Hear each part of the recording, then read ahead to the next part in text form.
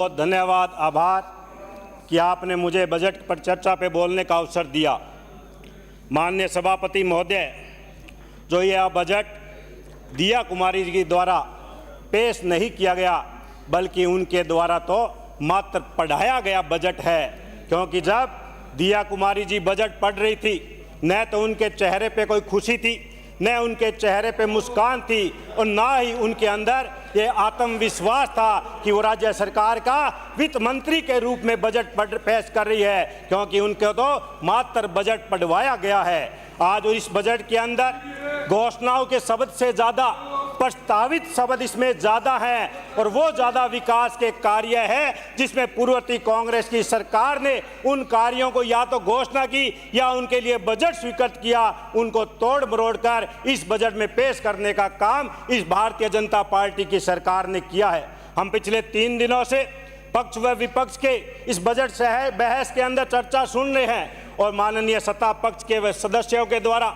बहुत बड़ी बड़ी बातें की जा रही है, संविधान की बात की जा रही है, लोकतंत्र की रक्षा की बात की जा रही है, देश के प्रधानमंत्रियों की वाहवाही की जा रही है, लेकिन शायद उनको ये पता नहीं कि चुनाव में देश की जनता ने इनको आईना दिखाने का काम किया है। अगर आप लोकतंत्र की बात करते हैं तो लोकतंत्र उस दिन कहां चला गया था जब देश की लोकसभा के अंदर 100 से अधिक सांसदों का निलंबन एक साथ किया गया था, क्योंकि सांसद आपके खिलाफ कोई आवाज न उठा सके। उस दिन देश का लोकतंत्र कहां चला गया था जब देश के अंदर था, देश का पेट भरने वाले हमारे किसान दिल्ली की सड़कें घेर कर बैठे थे, 750 किसानों ने शहादत देने का काम किया था। उस दिन देश का लोकतंत्र कहां चला गया था जब देश के 2 मुख्यमंत्रियों को आपने जेल में डालने का काम किया और आपकी ईडी उनके खिलाफ किसी भी तरह का दोष जुर्म कर नहीं कर पाई। उस टाइम देश का लोकतंत्र कहां चला गया था? उस दिन देश का संविधान कहां चला गया था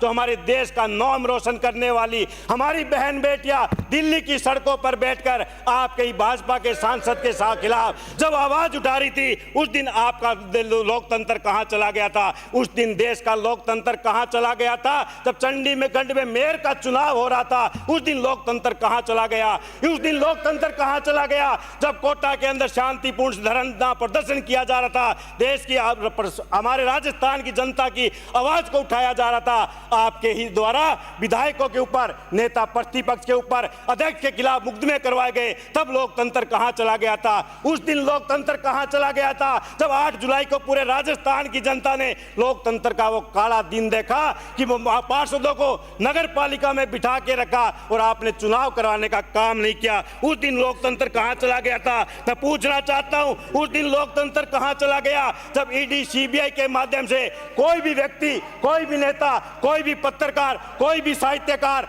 आपके खिलाफ आवाज उठाता है, महंगाई के खिलाफ बोलता है, भ्रष्टाचार के खिलाफ बोलता है, तो उसमें आप उनको जेल में डालने का काम करते हैं? कहां चला गया वो लोकतंत्र? आपके मुख से संविधान की बातें, आपके मुख से लोकतंत्र की बातें अच्छी शोभा नहीं देती, क्यों? आप तो वो लोग हैं जो मुंह में राम रखते हैं, बगल में छुरी रखते हैं। आप कहते कुछ और है, करने का काम कुछ और करते हैं। चुनाव के दौरान देश के प्रधानमंत्री जो 140 करोड़ जनता के प्रधानमंत्री थे, चुनावी रैलियों में जब जा रहे थे, चुनाव में जब वो जा रहे थे, जब देश का किसान, देश का युवा, देश का मजदूर उनके मुख से ये सुनना चाहता था कि हमने किसानों के लिए क्या किया, हमने युवाओं के लिए क्या किया, हमने बेरोजगारों के लिए क्या किया, तब हमें शर्म आई कि हमारा देश का प्रधानमंत्री देश में भय पैदा करने के लिए, देश में भाईचारा खत्म करने के लिए यह कह रहा था कि महिलाओं के मंगलसूत्र छीन लेंगे, आपकी भैंस चोरी कर लेगा।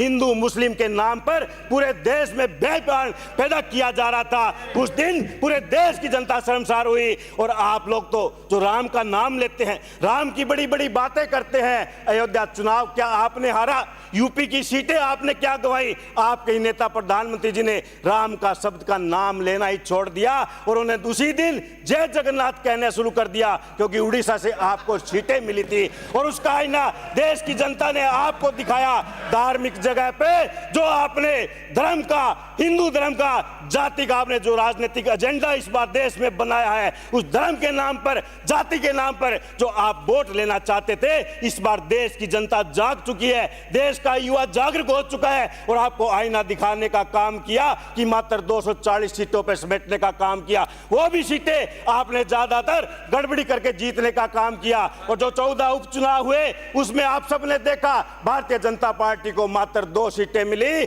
महादेव शिव ने भी आपको पर्चा दिया, बद्रीनाथ की सीट भी आपके हाथ से निकली। आप ज्यादा सिद्धांतों की, आप ज्यादा संविधान की और आप ज्यादा लोकतंत्र की बातें ना करें, क्योंकि देश की जनता ने आपके दोहरे चरित्र को पहचान लिया है और आने वाले समय में आप कह रहे हैं ना हमारे पूर्व मंत्री महोदय कि अभी झांकी बाकी है, झांकी तो देश की जनता भी आपको दिखाएगी जब आपके 4 राज्यों के उपचुनाव होंगे, राजस्थान में उपचुनाव होंगे, तब आपको देश की और राजस्थान की जनता आईना दिखाने का काम करेगी। आज कुछ सदस्य कह रहे थे पूर्ववर्ती सरकार ने तो रेवड़ी बांटने का काम किया है, क्योंकि आपको आपके चश्मे से, आपकी नजर से गरीब आपको नजर नहीं आता, दलित आपको नजर नहीं आता, युवा आपको नजर नहीं आता, बेरोजगार आपको नजर नहीं आता, आपको तो चंद पूंजीपति घराने नजर आते हैं। अगर 200 यूनिट घरेलू उपभोक्ताओं को बिजली दी गई, जिस गरीब व्यक्ति का बिजली का कनेक्शन कट जाया करता था उसको राहत देने का काम मुख्यमंत्री ने किया, ये आपको रेवड़ी लगती है। उस किसान का जो आज बरसात ना हो या ज्यादा होने से फसल बर्बाद हो जाती है, उस किसान को 2000 यूनिट बिजली निःशुल्क देने का काम पूर्ववर्ती सरकार ने किया, वो आपको रेवड़ी नजर आती है। आज गरीब व्यक्ति का इस बढ़ती महंगाई में चूल्हा नहीं जल पाता था, ये तो मुख्यमंत्री अशोक गहलोत ने, जिन्होंने मुख्यमंत्री अन्नपूर्णा फूड पैकेट योजना लेकर आए, गरीब का चूल्हा जलाने का काम किया, वो आपको रेवड़ी नजर आती है। हमारे युवा बच्चों का सपना था कि हम भी इंग्लिश मीडियम स्कूल में जाए, उस बच्चे को सपने को साकार करने का काम पूर्ववर्ती सरकार ने किया, वो आपको रेवड़ी नजर आती है। हमारे लोकप्रिय मुख्यमंत्री अशोक गहलोत ने पेंशन राशि को बढ़ोतरी करने का काम किया, वो आपको रेवड़ी नजर आती है। मुख्यमंत्री अशोक गहलोत ने शहरों के अंदर भी नरेगा चालू करने का काम किया, वो आपको रेवड़ी नजर आती है, क्योंकि आप किसान विरोधी है, आप दलित विरोधी है, आप युवा विरोधी है। आज देश में कहते हैं हमने बुलेट प्रूफ ट्रेन चला दी, हमने वंदे मातरम ट्रेन चला दी, हमने एयरपोर्टों का विकास करवा दिया, तो आप ये भी तो बताएं गांव के अंतिम छोर पे जो दलित बेटा है, युवा बेरोजगार बेटा है, जिसके घर की जिम्मेवारी उसके कंधे पर है, उस युवा बेरोजगार के लिए आपने क्या किया है? आज भी 70 सालों के बाद गरीब जो अंतिम छोर पे बैठा है, जो बगैर बिजली के बैठा है, बगैर पानी के बैठा है, उसके लिए आपने क्या किया? ये तो आप बताएं। आपने एक काम किया है, सरकार बनने के बाद पूर्ववर्ती सरकार की योजना को बंद करने का काम किया, उनके नाम को बदलने का काम किया और जो जो जन कल्याणकारी योजनाएं सरकार के द्वारा चलाई गई थी। आज मैं मेरे क्षेत्र में बात करूं, हमारे सदन के नेता माननीय सभापति महोदय, मेरा 15 मिनट का टाइम है, संसदीय कार्य मंत्री के इशारों पर आप घंटी बजाने का काम ना करें, यह मेरा आपसे निवेदन है, संरक्षण है। आप मेरा टाइम लिख लीजिए, 15 मिनट का मुझे टाइम दिया गया है।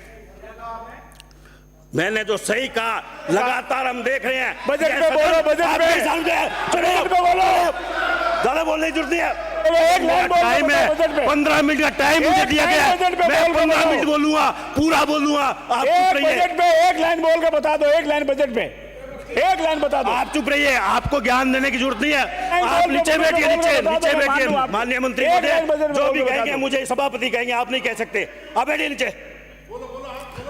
इस सदन के नेता लोकसभा चुनाव के दौरान नौहर में गए थे, वो क्या कह के आपको पता है? कि हमारा विधायक अभिषेक मटोरिया है। मैं उनको पूछना चाहता हूं, अगर आपका वो विधायक है तो बिठाइए सदन में, दिखाइए मुझे बिठाकर और बोल के दिखाइए आपका विधायक है, क्योंकि जनता विधायक चुनती है और जनता ही सदन में बेचती है। और आपने उसका परिणाम भी देखा, जनता ने 17,500 वोटों से गौर से भारतीय जनता पार्टी को हरा के भेजा और आपके उस विधायक को घर पे बिठाने का काम उसने किया है। माननीय सभापति महोदय, टाइम नहीं हुआ मेरा भी, बिराजे आप सदस्य। माननीय सभापति महोदय, मैं आपसे कहना चाहता हूं, माननीय सभापति महोदय मेरा टाइम नहीं हुआ 15 मिनट का। माननीय सभापति महोदय, परिवर्तित